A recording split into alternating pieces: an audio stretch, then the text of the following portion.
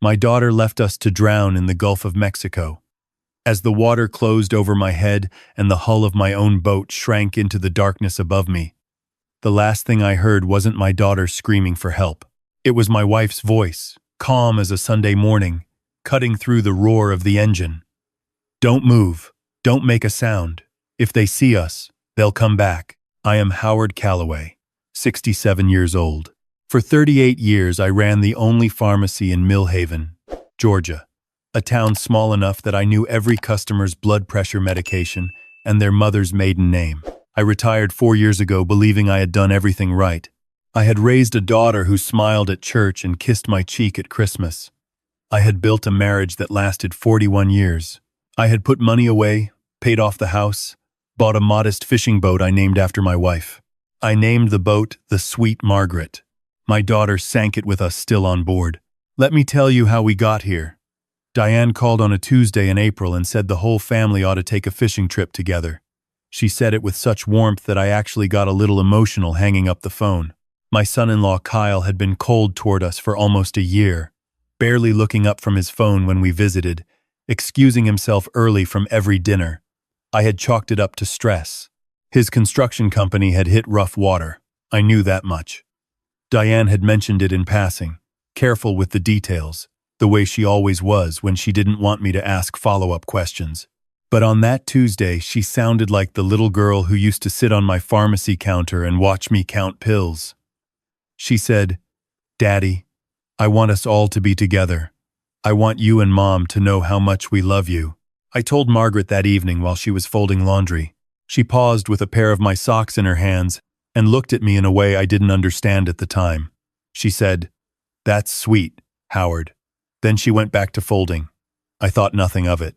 We drove out to the marina on a Saturday morning. The sky was that particular shade of blue that only exists over the Gulf in early spring. Diane hugged us both at the dock. She was wearing sunglasses and a white linen shirt, and she smelled like the perfume I bought her for her birthday. Kyle loaded the cooler onto the boat and shook my hand with both of his. He said, "We're really glad you came, Howard." Something about the way he said it made me think he had practiced it. We went out about 9 miles. I let Kyle take the wheel because he liked to feel useful, and I sat in the back with Margaret and 2 fishing rods and a thermos of coffee. Diane sat up front next to her husband, and from where I was sitting I could only see the back of their heads, the way they leaned close together and spoke in voices too low to carry over the engine. I remember the exact moment the water changed color. We had crossed from the lighter green of the shallows into the deep blue of open water. I pointed it out to Margaret because I always did. She reached over and squeezed my knee. Then Diane came to the back of the boat. She told us to stand at the stern rail and look south. She said she had spotted dolphins and wanted us to see. I stood up. Margaret stood beside me. I remember leaning out over the rail, shielding my eyes with my hand, scanning the water. I never saw the dolphins. I felt 2 hands against my lower back. Not a stumble, not an accident. A shove. Deliberate. Measured. The kind of push you give something you want gone. I went over the rail, and I had just enough time to grab Margaret's wrist as I fell, which pulled her with me, and then the water hit us like a concrete wall. The Gulf is cold in April. Not brutally cold, not the kind of cold that stops your heart, but cold enough to shock every nerve in your body into a white scream. I went under and immediately lost my grip on Margaret. The propeller wash spun me sideways. I fought to the surface, gasping, and when I broke through the water I saw the stern of the Sweet Margaret already 10 feet away and moving. I pulled air into my lungs and opened my mouth to shout, and Margaret surfaced 2 feet from me. Before I could make a sound, she grabbed my collar with both hands and yanked me toward her with a strength that surprised me. Her eyes were enormous. She shook her head once, violent and certain. "Don't," she mouthed. She held a finger to her lips. Her eyes cut upward toward the boat. I forced my mouth shut. The water was in my ears and the engine was loud and my body was screaming with cold and panic. But I looked where she was looking. Diane was standing at the stern rail. She was looking back at us. She wasn't reaching for a life preserver. She wasn't screaming for Kyle to turn around. She was just standing there, one hand on the rail, watching. The sunglasses were still on her face.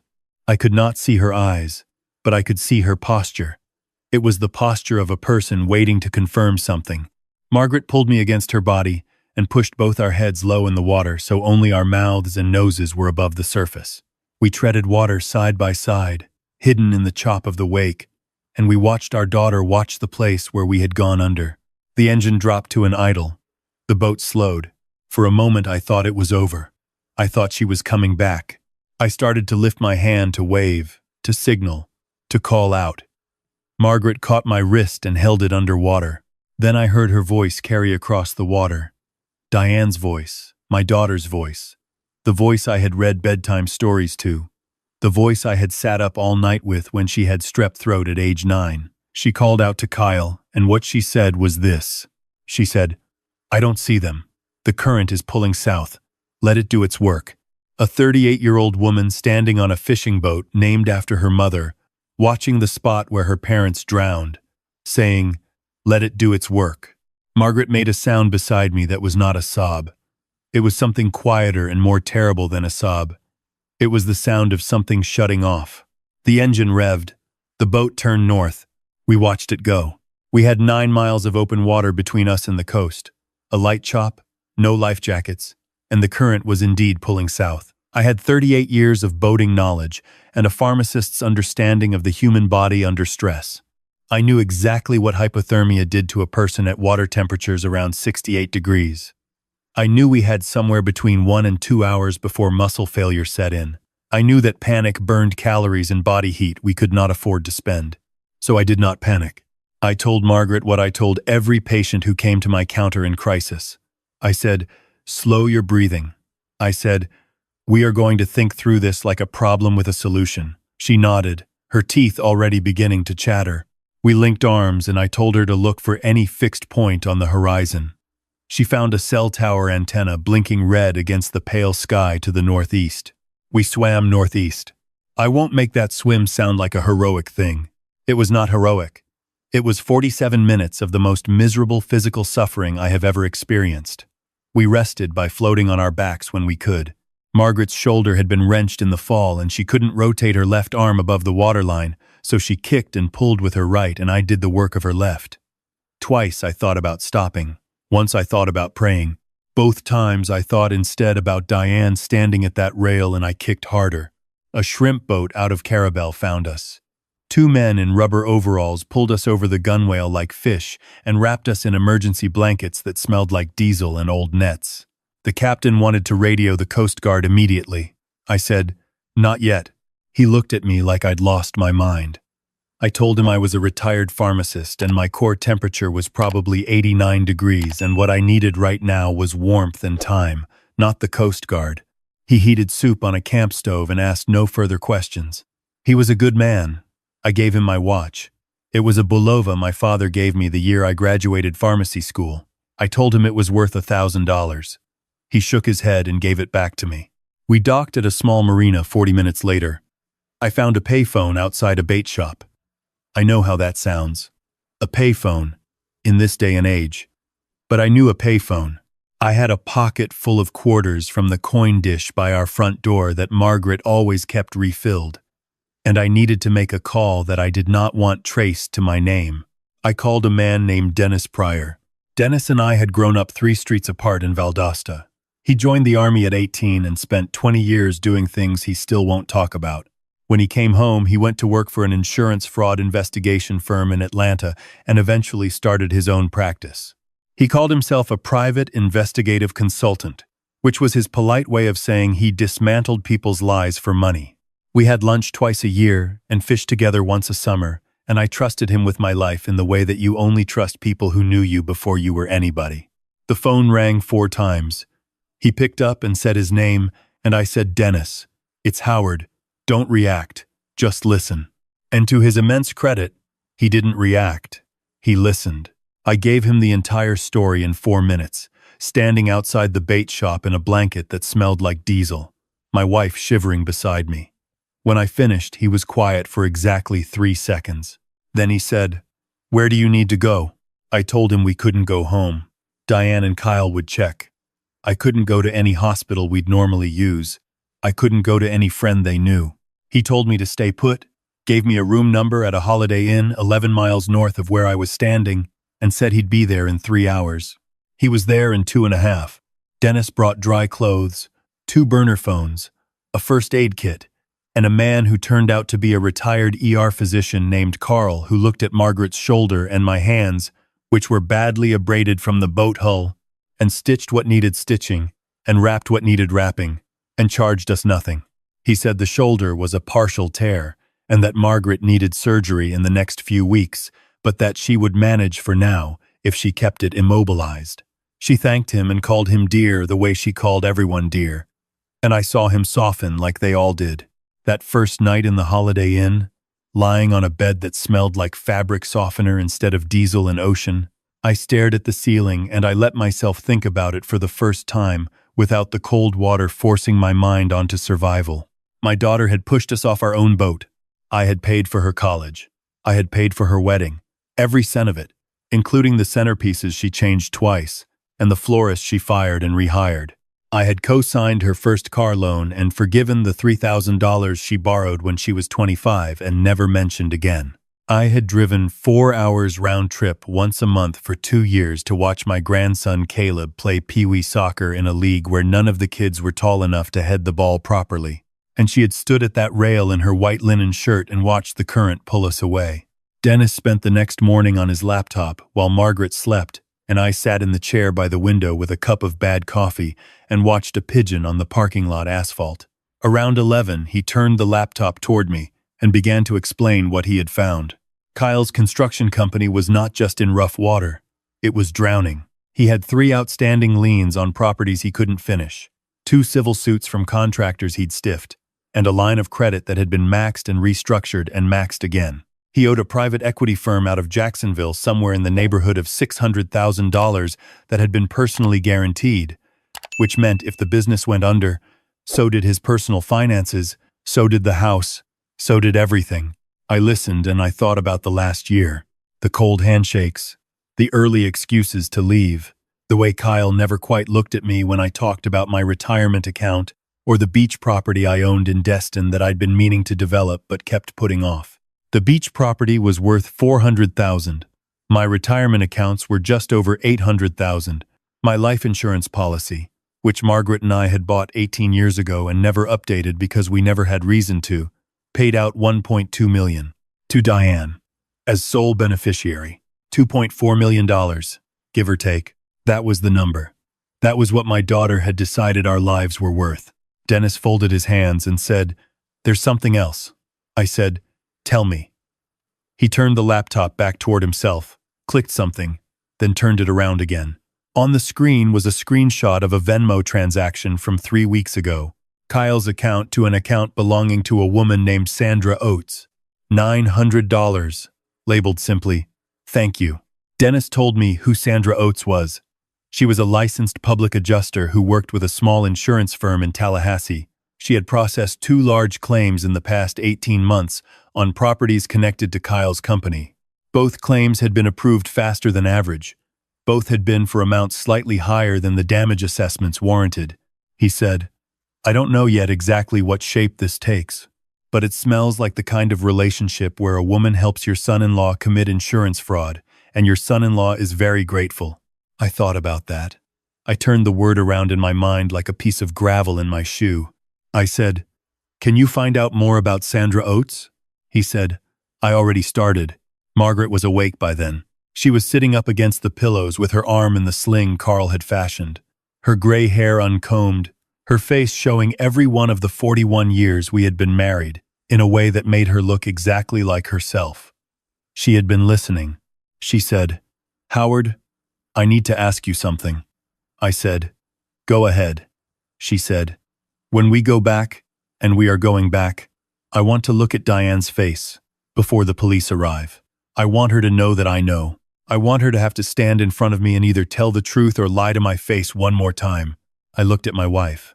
I thought about the woman who had organized the Mill Haven Pharmacy Christmas toy drive for 26 consecutive years. The woman who never raised her voice. The woman who sent birthday cards to people who had forgotten her birthday a decade ago. She was sitting in a Holiday Inn on the Florida Panhandle with a torn shoulder and dried salt water in her hair, and she was telling me that she needed to look her daughter in the eyes before the law arrived. I said, I can give you that. Dennis spent 5 more days gathering what we needed.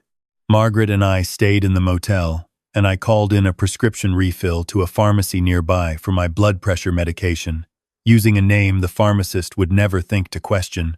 And I let myself think through the plan the way I used to think through a difficult drug interaction. Carefully, methodically, one variable at a time. On the 3rd day, Dennis came back with a folder that he set on the table between us. He said, Sandra Oates and Kyle have been more than professionally close for about 14 months. He showed me a photograph, grainy from a distance but unmistakable, taken outside a restaurant in Tallahassee. Kyle and a woman in her late 30s, his hand at the small of her back, her face turned up toward him in a way that Margaret and I recognized instantly because we had seen that particular angle on each other for 4 decades. Margaret looked at the photograph for a long moment. Then she closed the folder. She said, Does Diane know? Dennis said he didn't think so. Margaret said she pushed her parents off a boat for a man who was cheating on her. She shook her head once, slowly, and said nothing else. On the 5th day, Dennis told us that the death certificates were being prepared. The Coast Guard had found the Sweet Margaret drifting about 12 miles offshore, engine off, no signs of struggle, exactly 1 set of sunglasses sitting on the stern seat. Diane had reported us missing 3 hours after they returned to the marina. She had cried at the station, according to Dennis's contact with the county sheriff's office. She had clutched Kyle's arm. She had said we must have gone overboard taking pictures of the dolphins. The life insurance company had already been contacted. Dennis had a friend at the firm. That friend was now flagging the claim quietly while allowing the process to appear normal. The adjuster assigned to the case, we were told, would reach out to Diane within the week to begin the payout paperwork. I said, When do we go back? He said, How does Thursday sound? I said, Thursday sounds like the day I get my boat's name back. We drove back to Millhaven on a Wednesday night and stayed at Dennis's cousin's house on the edge of town, a ranch house set back from the road with a long gravel driveway and a dog who liked Margaret immediately. That night, I sat at the kitchen table and wrote out everything I knew. I wrote it by hand the way I used to write prescriptions, clearly, in block letters, with every name and amount and date in its proper column. I signed the bottom of each page. Dennis notarized them. Margaret slept better that night than she had in a week. I heard her breathing go deep and even around 10 o'clock, and I sat in the kitchen a while longer and drank decaf and thought about Caleb. My grandson was 9 years old. He had his mother's dark eyes and my nose, and he called me Pop Pop, and he had asked me once, very seriously, whether pharmacists were like doctors. I told him pharmacists were the people who made sure doctors didn't accidentally hurt anybody. He thought about that and said, So you're like a safety net. I said, That's exactly right. He seemed satisfied by this. Caleb was the reason I wasn't going to let any of this go quietly. Thursday morning arrived gray and warm. Dennis drove us to a law office downtown, where I met with an attorney named Brenda Walsh, who had been practicing estate law in the county for 30 years, and who did not blink once during the 65 minutes I spent explaining the situation. She asked 3 clarifying questions. She took the folder of documents Dennis had compiled. She said, I'll be there at 2 o'clock. We arrived at the house at 2:05. Dennis parked on the street. The adjuster from the insurance firm, a tall woman named Karen who wore reading glasses on a chain and looked like she had heard every lie there was to hear, was already there in a gray sedan. Brenda Walsh pulled in behind us. I sat in the passenger seat and looked at the house I had bought Diane and Kyle as a wedding gift. The house I had repainted 3 summers ago because Kyle said he didn't have time and I didn't want my daughter living in a house with peeling window trim. Margaret put her hand on my forearm. She said, Are you ready? I said, I have been ready since the water closed over my head. We walked to the front door. I rang the bell. I heard Diane's footsteps on the hardwood inside. The footsteps slowed near the door, then stopped. For perhaps 5 seconds, nothing happened. I stood on the doormat, the one that said, Welcome, friends, and I waited. The door opened. Diane had clearly been crying recently, or performing recently, which had begun to look like the same thing. Her mascara was faint around her lower lashes and her hair was pulled back. She was wearing a navy blue dress that I thought must be the morning outfit. or the almost official outfit for the almost official grieving widow-daughter role she was performing for the insurance company. She looked at me. Every color left her face. It did not happen gradually. It was instantaneous. A single blink between flushed and gray, as if someone had opened a drain somewhere behind her eyes. Her mouth opened. Her hand tightened on the doorframe. I said, "Good afternoon." She made a sound that was not a word. It was the sound of a person whose entire constructed reality is folding in on itself at once, a kind of compressed, airless panic. Margaret stepped forward then. She didn't say anything. She simply stood there in front of her daughter, shoulder in a sling, gray hair still carrying the memory of salt water, and she looked at her, just looked at her, with the same steady, clinical patience she brought to everything, the kind of patience that was worse than anger because it refused to give anyone the relief of a reaction. Diane whispered, "Mom." The word sounded like it hurt her. I heard Kyle's footsteps from the kitchen. He came around the corner and stopped cold in the hallway. He was holding a coffee mug. He looked at me and then at the group assembled on the doorstep and then back at me, and I watched the calculation happen behind his eyes, the same rapid triage you see in a person who has just walked into a room and realized that every lie they have told is sitting in the same place at the same time. He dropped the mug. It hit the floor and broke cleanly in two. I said, "We should all go inside." Diane moved aside. I think her legs were not entirely her own at that point. We came in, Dennis and Karen and Brenda and Margaret and myself, and we stood in the living room where I had sat through dozens of Christmas mornings watching Caleb tear through wrapping paper, and I looked at my son-in-law and my daughter, and I felt something settle in my chest. Not peace exactly. Something harder than peace. Something final. Brenda set her briefcase on the coffee table. Karen from the insurance firm placed her own folder beside it. Dennis stood by the door, and I reached into the inside pocket of my jacket. I pulled out a small digital recorder. The same recorder I had used for 38 years to leave myself notes about prescriptions, about reorder quantities, about patient consultations. I had brought it onto the boat out of lifelong habit, the way I always clipped it to my shirt pocket on any day when I might need to remember something. I set it on the table. Kyle looked at it the way a man looks at a loaded gun pointed in his direction. I said, "The current was pulling south, just like you said, Diane, but sound, on open water with a light wind, carries north." I pressed play. Diane's voice came out of the small speaker, clean and certain. "I don't see them. The current is pulling south. Let it do its work."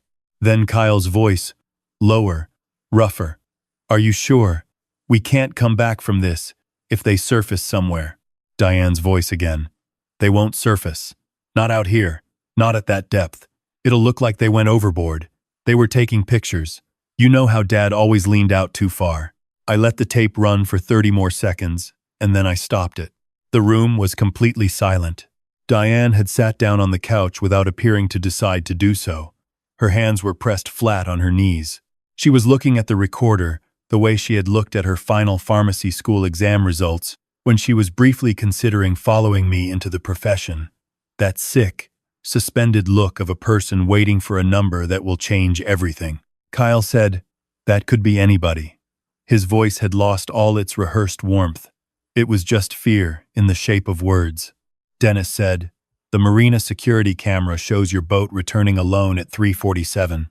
The Coast Guard log shows the emergency call placed at 7:12. That's more than 3 hours." He paused. "A grieving child calls the moment they're close enough to signal. You waited until you had a story ready." Karen from the insurance firm said, quietly and without inflection, "The life insurance claim has been frozen pending a fraud investigation." She slid a form across the coffee table. "Mr. and Mrs. Calloway will need to sign this to officially nullify the death certificates that were filed in error." I said, "I'll sign it, and then I have something else to sign." I nodded to Brenda Walsh. She opened her briefcase and removed a document and set it in front of me. I took the pen she offered, the firm plastic weight of it familiar in my hand. I said, "I'm rewriting my will today. I'm placing all assets in an irrevocable trust for my grandson Caleb." I turned to Diane. "Your name is being removed as beneficiary from every document that carries it. The beach property, the retirement accounts, the insurance policy if and when it is eventually valid, all of it goes to Caleb. Every cent. Kyle said, "You can't do that." His voice had dropped into something flat and mean. I said, "I just did." Diane said, "Daddy." She said it once, softly, the way she said it when she was small and wanted something, the way she had said it from the back seat of the car on long trips when she wanted to stop, the way she had said it the morning I walked her down the aisle and gave her hand to the man who would stand in her kitchen and calculate the most efficient way to dispose of me. I looked at her. I want to be honest about what I felt, because I think the honest thing is also the useful thing for anyone listening. I did not feel nothing. People who claim to feel nothing in a moment like that are either lying or they haven't loved the person standing across from them. I felt the weight of every year of her life that I had been present for. The first steps and the school plays and the driving lessons and the hospital waiting room when Caleb was born, when she had squeezed my hand so hard my knuckles ached, and then looked up at me from the bed and said, "I didn't know it was going to feel like this." I felt all of that. And then I felt the water close over my head again.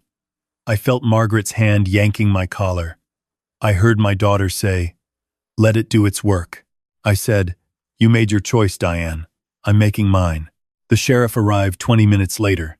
Dennis had made that call from the car on the way over. 2 deputies came in and read Kyle his rights in my living room, the room where I had sat watching football and holding my grandson and believing I understood the shape of my life. When they put the handcuffs on Kyle, he looked at Diane with an expression I recognized. It was the expression of a man who has just realized the person he conspired with is not the person he thought she was, and that this realization has come approximately 18 months too late. He said, "You told me she wouldn't be a problem." He wasn't talking to me. Diane looked at him. Brenda had arranged, through channels I will not detail here, for a court order requiring a DNA paternity test for the child Sandra Oates was carrying, which Brenda had quietly confirmed was the reason for those $900 Venmo transactions and 11 more like them. Not a thank you, a support payment. Dennis slid the court order across the table while the deputies were still in the room. Kyle read it. He read it again. He turned to look at the door as if he expected someone to come through it and tell him this was something other than what it was. Nobody came. Diane read the order over his shoulder. She read it once. Then she sat down on the far end of the couch, as far from Kyle as the furniture would allow, and she put her face in her hands. I don't know what she was thinking. I don't know if she was thinking about the money, or about Kyle, or about Caleb, or about me.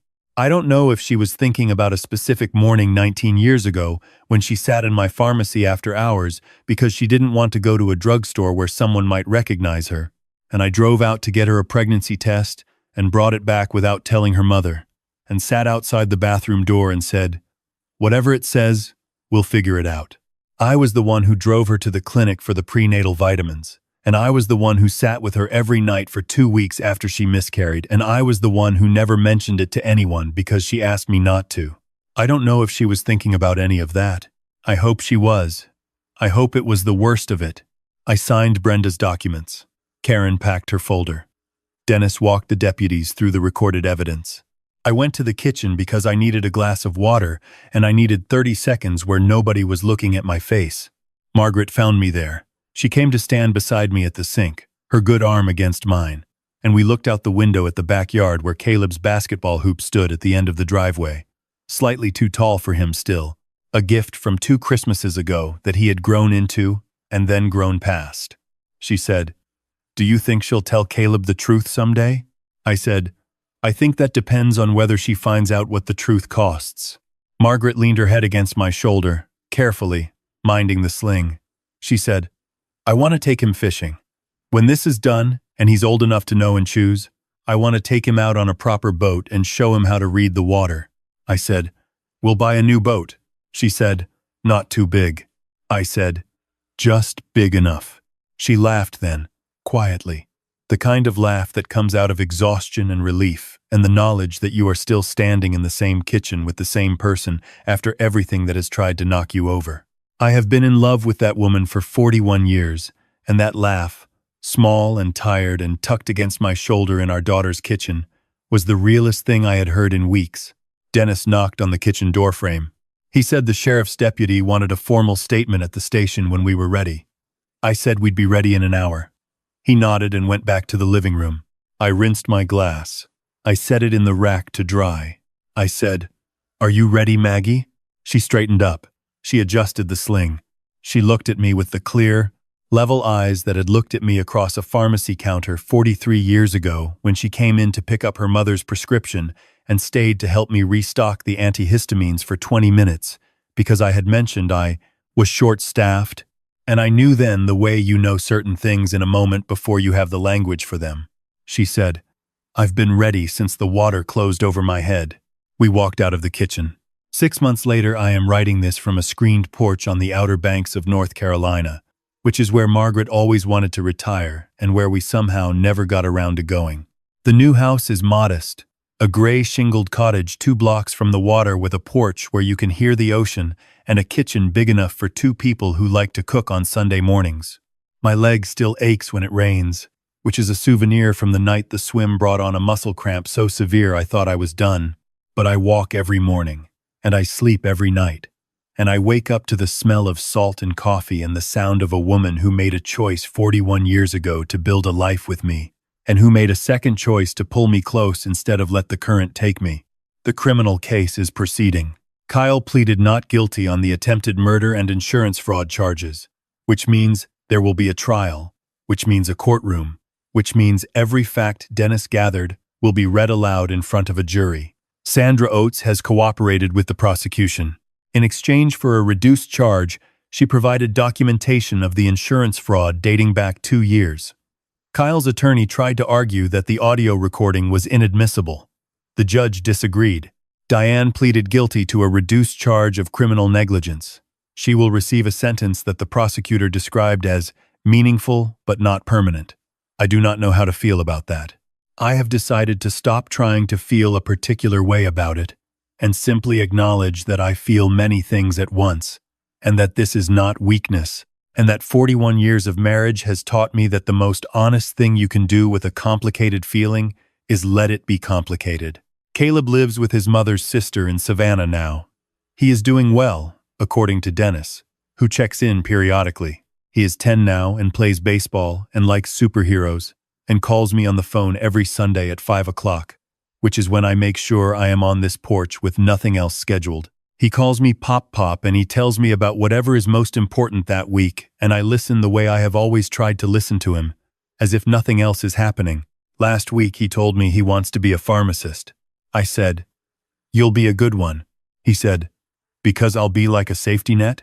I said, "Exactly like a safety net." He said, Pop, why does the ocean smell like that? Like something alive?" I said, "Because something alive is always happening out there, even when you can't see it from the shore." He thought about that and said, "Okay."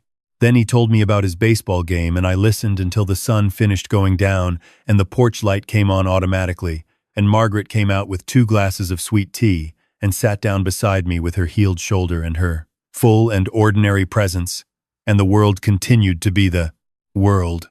Ordinary and salt-scented, and worth every inch of the swim. If there is a lesson in this, and I am old enough to know that people want there to be a lesson, it is not one I invented. It is one the water taught me. When something is trying to pull you under, the worst thing you can do is fight it sideways. You don't beat the current by thrashing. You beat it by choosing your direction, keeping your mouth shut, and swimming toward the light you can see blinking on the horizon, however far away it looks. The people who pushed you counted on you to disappear. The deepest revenge is simply refusing to. This is Howard Calloway, speaking from a porch in North Carolina, where the air smells like salt and the evenings are long and my wife is reading in the chair beside me. If this found you in a dark place, know this. The current is not the end of the story. It is only the middle, and the middle is not where any of us belong.